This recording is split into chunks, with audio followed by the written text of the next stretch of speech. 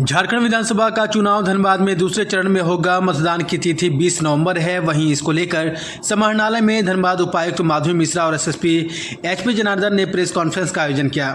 वहीं प्रेस वार्ता के माध्यम से धनबाद उपायुक्त माधुरी मिश्रा ने जानकारी देते हुए बताया कि प्रत्याशी की 3 गाड़ी को ही समाहरणालय के मुख्य गेट तक आने की अनुमति होगी। मुख्य गेट से आरओ तक प्रत्याशी के अलावे अन्य 4 लोग ही आने जाने की अनुमति होगी। वहीं मैमको मोड़ पर बैरिकेडिंग की गई है। किसी की भी गाड़ी सुबह 11 बजे से 3 बजे तक समाहरणालय की तरफ से आने पर रोक रहेगी।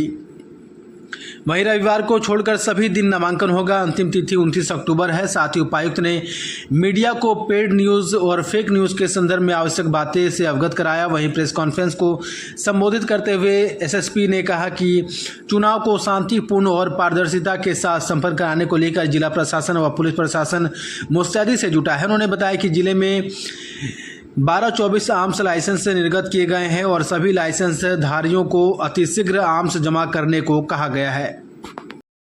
आज से धनबाद जिला के 6 विधानसभा क्षेत्रों के लिए नामांकन की प्रक्रिया चालू हुई है।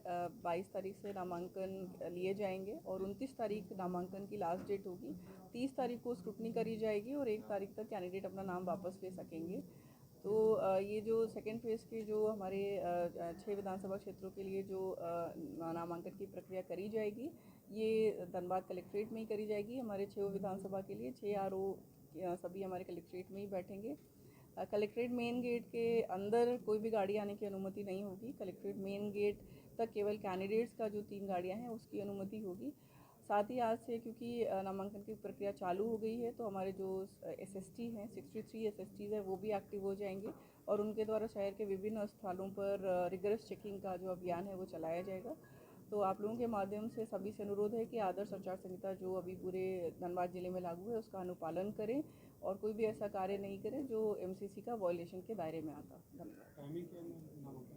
नामांकन 11 से 3 बजे तक लिया जाएगा। रविवार और गैजेटेड हॉलीडे को छोड़ करके बाकी अन्य दिन नामांकन लिए जाएंगे।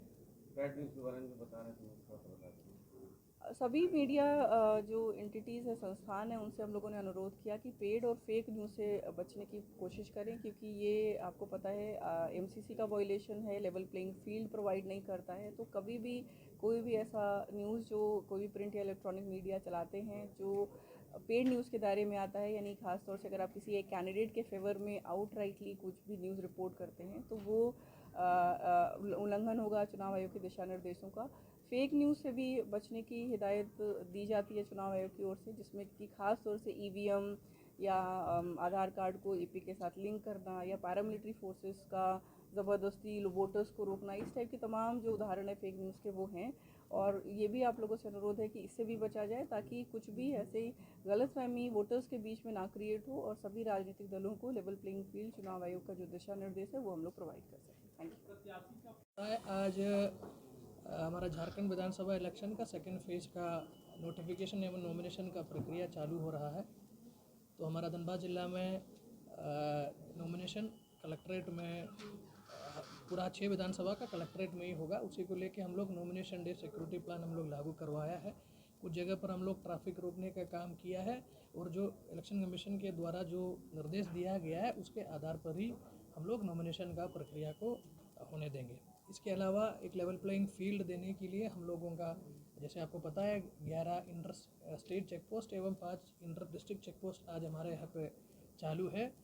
चेक पोस्ट में हम लोग अभी तक टोटल अराउंड 30 लाख का पैसा एवं दारू हम लोग अभी तक जब्त किया है। इसके अलावा इलेक्शन के अनाउंसमेंट के बाद 63 एफएसटी हमारा चालू था। एफएसटी के द्वारा अभी तक 22 लाख रुपए पकड़ा है और आज नोटिफिकेशन के बाद हम लोगों का 63 एसएसटी का टीम भी रोड में रहेंगे। ये लोग अपना जगह बदल के चेकिंग करेंगे और किसी भी व्यक्ति के द्वारा इलेक्शन कमीशन के द्वारा दिया गया जो लिमिट है पैसा का एवं बाकी चीज़ ले जाने का, उसका उल्लंघन अगर करेगा तो फिर एफएसटी और एसएसटी उस पैसा को या और बाकी सामान को सीज करेंगे। उसके बाद आगे का कार्रवाई करेंगे। इसके अलावा एमसीसी भी अभी लगे हुए हैं। एमसीसी का उल्लंघन भी अगर कहीं पर भी हो जाता है तो जिला प्रशासन के द्वारा एवं पुलिस प्रशासन के द्वारा उसका इन्फॉर्मेशन कलेक्ट कर, जैसे आप लोगों को पता है कि एक जगह पर हमारा नरसा में एक एफआईआर हो गया है जहाँ पे बंगाल से आया हुआ कोई एनजीओ के द्वारा बिना परमिशन लिया गया कार्यक्रम ऑर्गेनाइज करवाया था।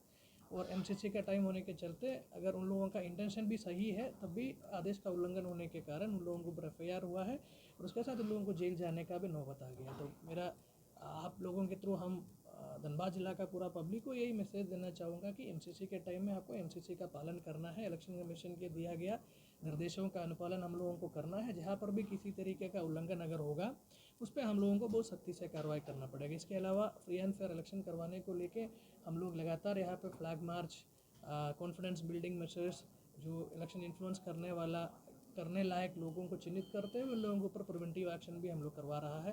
टोटल 5 CPMF का कंपनी हमारे यहाँ पे ऑलरेडी आ चुका है। कंपनी के द्वारा लगातार नक्सल एरिया में भी अपना एरिया डोमिनेशन का काम के साथ साथ रोड सैनिटाइजेशन का काम कर रहा है और बाकी जगह पर जहां हम लोगों को लगता है कि वल्नरेबल लोग रहता है जिसको इलेक्शन के टाइम में प्रभावित कर सकता है, ऐसे इलाका में कॉन्फिडेंस बिल्ड करने का काम भी हम लोग कर रहे हैं। जैसे कि टोटल हमारा धनबाद जिला में 1224 आर्म्स लाइसेंस निर्गत है। अभी तक टोटल 496 आर्म्स अभी जमा हुआ है। कल हम लोगों का इसी को लेकर बैठक भी हुआ है। जिस आदमी को हमको एक्सम्पशन देना है उसको हम लोग एक्सम्पशन दे दिया है। अभी मेरा बाकी लोग जिसके पास आज के दिन में आर्म्स है, सबसे विनती है कि आप अपना आर्म्स अगला 2 दिन में आप आपका लोकल थाना में जमा कर दीजिएगा। अगर आप जमा नहीं करेंगे तो फिर आपका आर्म्स लाइसेंस कैंसिल करने का प्रक्रिया हम लोगों को चालू करना पड़ेगा।